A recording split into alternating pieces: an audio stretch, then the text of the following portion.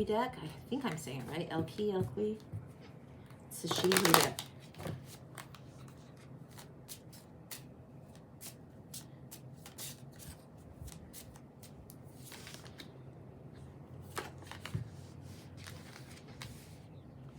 We've got Desiree and Sauvage.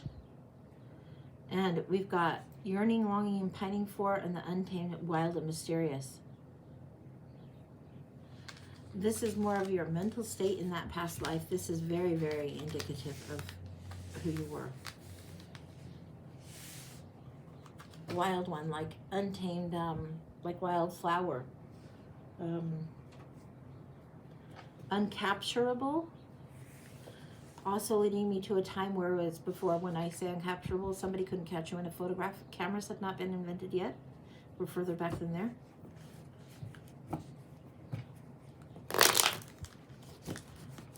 There's aspen trees around.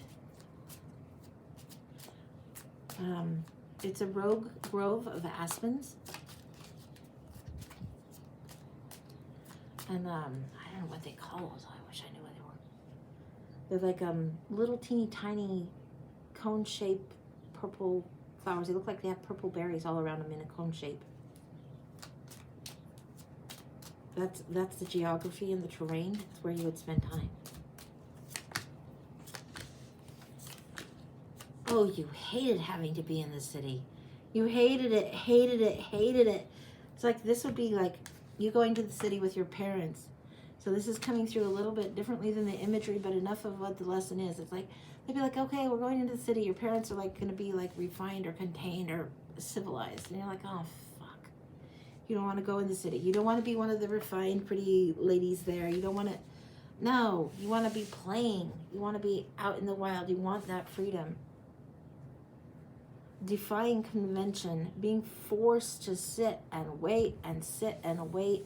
Now this is the energy, it might not be exactly of, but it's the energy of the debutante when it's the coming out party and she doesn't even want to be there. And it's like all of these people at the table, all of this society and customs that you're supposed to be honoring. It's like, fuck, no way, Jose. I know the ones, Hyacinth. I think so.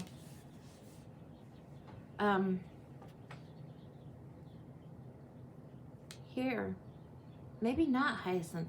If I look it up later, I'll let you know, and I'll post an image with the thing. I know it in my mind. I don't know it in name. This is playful. This is just you horsing around. This is you being rowdy. And like, ladies don't do this. Your parents were very conservative, very much wanting you to be shaped, and they wanted to look after you as well as themselves through marrying well. They wanted you to look after your suitors and behave yourself and do what a young woman should. And you were like, nah, really, no. No. I don't think either one of your parents were particularly super close to you. Like, you weren't daddy's girl or mama's girl in particular. I think you were an only child in this particular one.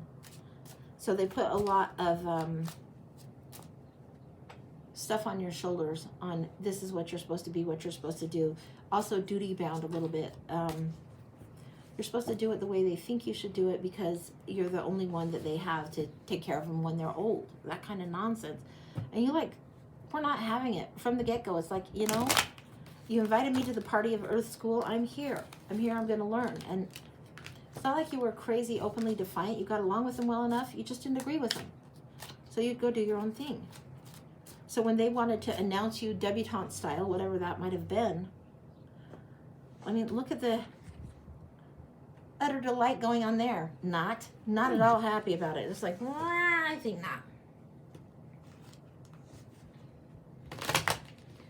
And I don't think you even ran away or bolted or anything like that. That's an interesting aspect. It's not a runaway or bolting.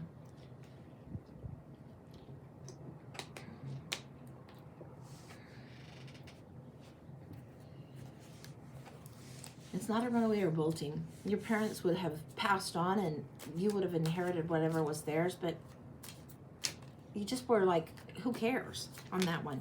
You yearned for something different.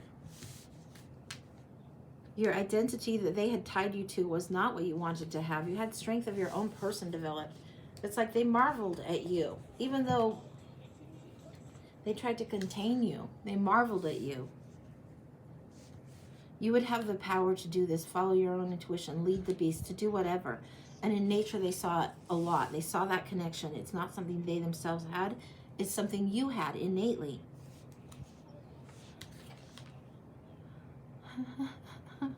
Conflict and strife and stuff that was around you. And you would just be like, okay, bye. Very, very peacemaker energy. You just did not have time to argue or to suffer idiots. You were just like, okay, I'm doing my own thing. See ya. See ya on the flip side. I'll be back in a bit. You'd be like, yeah, I think I'll go out for a walk. They just couldn't quite dial you in. And you were just naturally in your own little thing. It's like almost if a fairy sprite had been captured and put into a human body for a little bit to teach them about nature, to teach them to see things a little more on the natural way. Is that what we're getting? Is that what we're pulling? Yes, it's what we're pulling. They're King of Swords, all cold, logical, thinking. You're Four of Wands. Parents, you. This is all this mystery, all this celebration. Perfectly timed for them. You were in their world, in their life, and in this lifetime to show them by example and also to experience things on the more confined, more conventional energy. It is almost as if you had been that fairy sprite before. Is that... I'm getting that is right.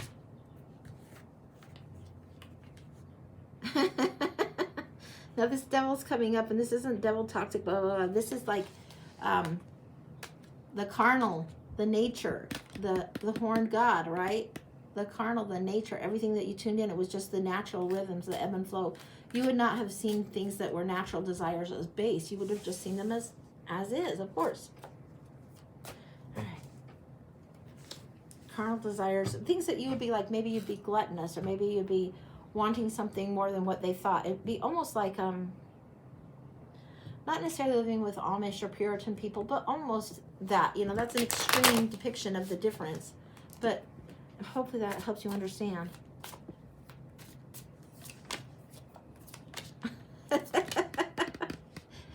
And you keep coming in, like, you keep coming in this crazy girl. Like, don't you understand anything? What is this nonsense ideas you have?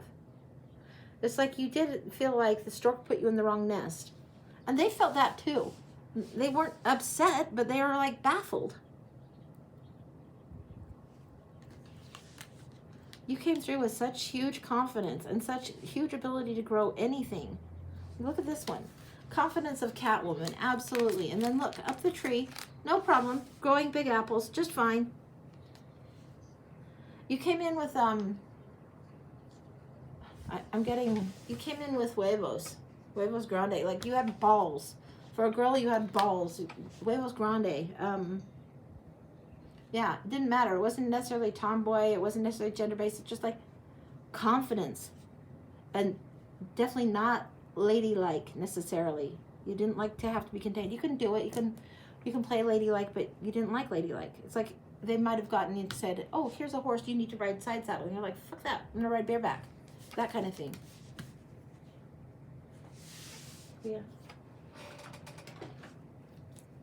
We're going to the fairy realm. There's such a strong fairy influence here.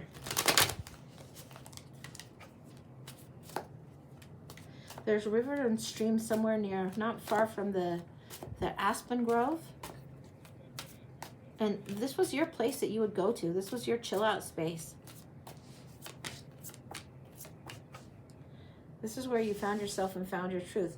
This is where you settled things in, and regardless of the season, there was clarity there for you. There was calm there for you, and you'd access old knowledge, like crazy knowledge of the flowers and everything around. Old traditions that they wouldn't have seen as traditions, not traditions like as in what you would from this time frame consider traditional wisdom and religion and all of this. No, this is old gods. Old accessing what is the tradition of the elders from the Wayback Machine.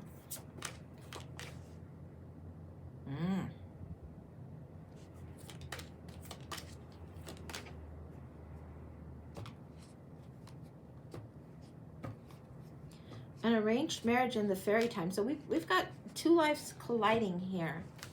We have the fairy life that collides when you're born with who you are and who you inhabit in your earth life here. But the fairy king, there was an arrangement of the marriage from that time frame. Now, how did that play in this life? I don't know yet. There's a willing suspension of time, a willing sacrifice of time. Everything's upside down in this life for you. This life was just a exploratory more than anything else. There was a holding on to something that was important for you to hold on to, and it wasn't so much out of lack. It was just holding on to because you knew the knowings.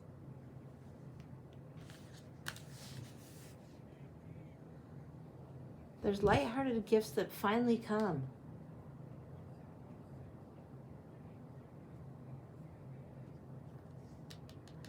This life, the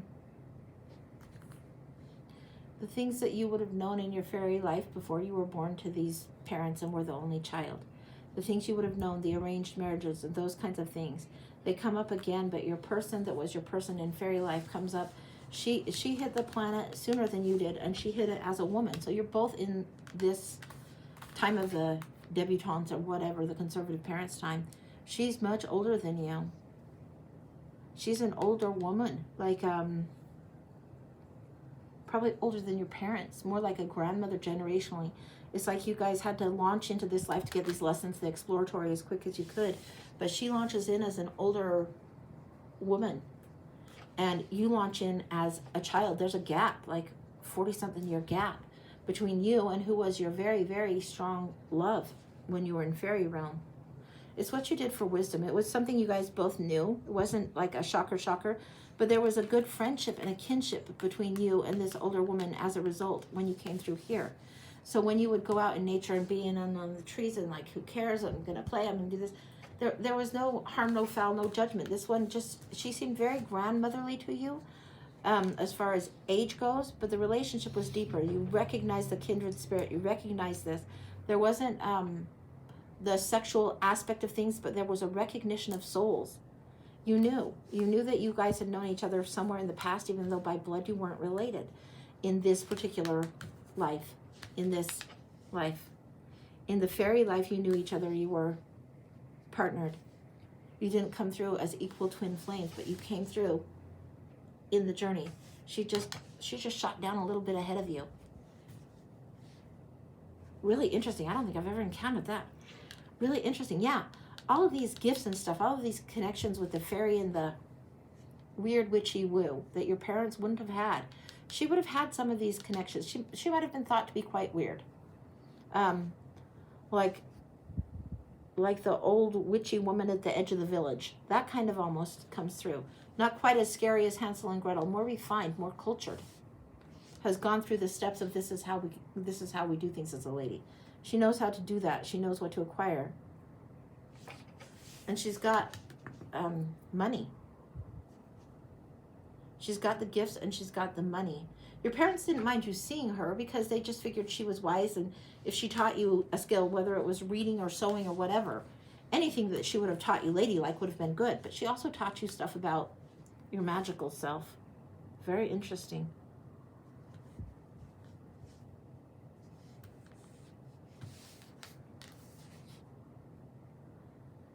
There's a requirement in the fairy realm that is yet to be fulfilled in this life.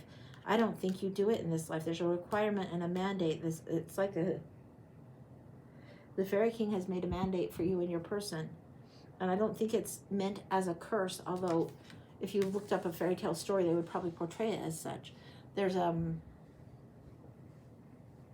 missing the train, a missing the train, a missing the train, a missing the train. Just like that. Akashic Tarot here. I'm missing the train. There's perfect timed moments, and there's perfect things that you would think were perfect moments because you were on the same page in fairy world. You were a couple in fairy world. You were pretty much the same age. But there's this divine timing that is missing, and it's part of the lesson. It's not meant to be a curse. It's a mandate. It's a mandate for soul growth. The Fairy King knew what he was doing by putting this mandate to you, and you both said yes before you passed. So, okay. I think you didn't anticipate that you would be misaligned in time, but you were. The sands of time come up. The first card out.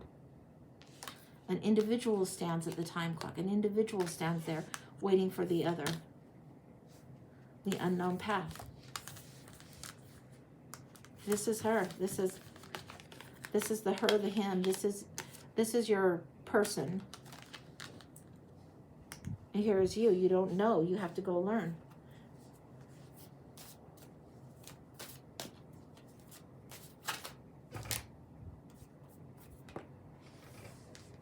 Now this is the light of the world. This is the Wheel of Fortune. This is full illumination. This is divine spark coming through. This is something that needs to be known. You have the elder and the young again. This is the lesson. There was something you needed to learn and reconnect to. Something she could show you from a different point of view.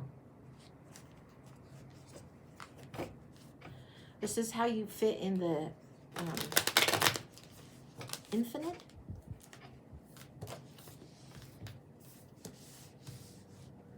The Two of Keys, the partners that had access to the treasure. One could not access without the other. This gift, this essence that was there. When you both were ready, then the access would come again. You couldn't access it without each other learning the lessons. You wouldn't sync up in time with anyone else in such a manner. And the Hilarion, all the education, all the information. Here's that Fairy King again, right here.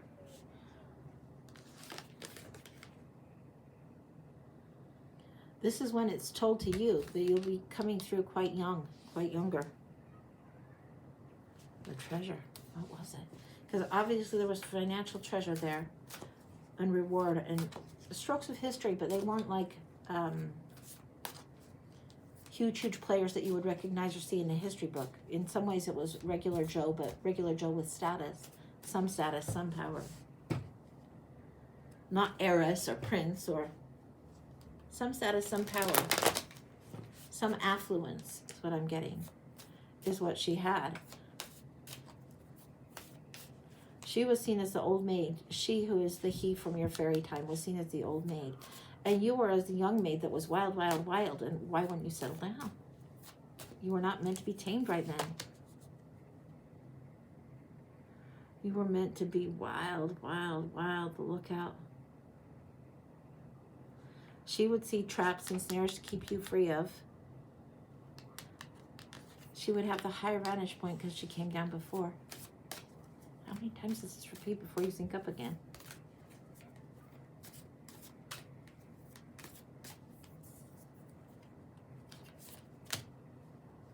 It happens 3 times. 3 times. It's like you are learning, each of you, how to create a nest, how to what you create in complement to each other, so you can have bigger creativity in a family time. In 3 lifetimes you do this before the transformation happens. Anything else?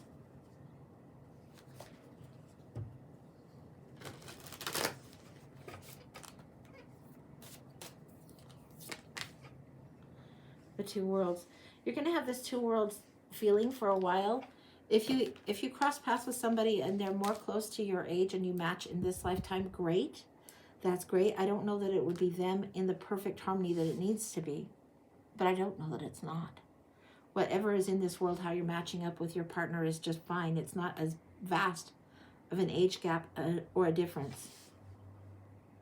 I couldn't tell you how she is in this world for you. You would probably know better than I do. This she who is the fairy match. The 2 worlds, the 2 of scrolls. When the wisdom is there, you'll both go together, just like the 2 of keys. You both have to acquire a certain knowledge, a certain level of wisdom before you both have the keys to transcend, to get like back to or reunite through this fairy time in that kind of a twin flame way. That's what it is. That's complete. Yeah. Just know that your path that you're on, wherever it is, whether fairy life or this one here or the one you're currently experiencing, you're on that path and that pairing and that interweaving. It's happening all the time. It's like in the air, in the ether. Wow. Yeah, that's what I got. And I'll try and find that flower if I can, because I don't think it is hyacinth. I think it is different. It's a little, like little. I'll try and find it.